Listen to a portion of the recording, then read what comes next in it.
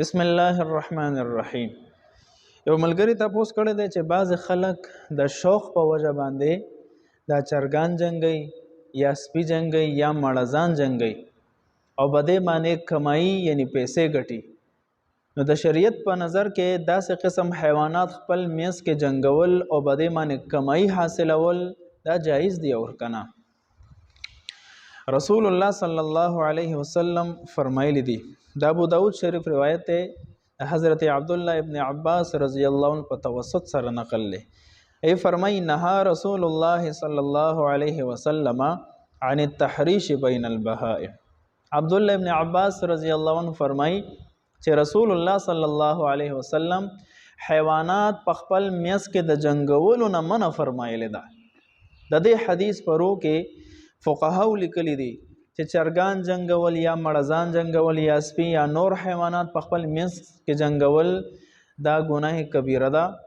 دا انسان عند الله و عند الشرع دا مجرم دی او ګناهګار دی. نو چې هر کله دا کار ناجایز دی نو بده باندې چې کومه آمدنی راځي او کومه پیسې په دی ګټي دا هم د شریعت په نظر کې ناجایز دی او حرام دی، خپل استعمال کې نشي راوستی.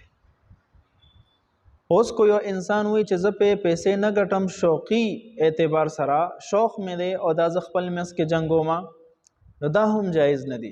ځکه حدیث مبارک کې مطلق نفي راغلی دا چې حیوانات په خپل مس کې جنگولو نه نبی علیہ الصلوۃ والسلام منع فرمایلی دا.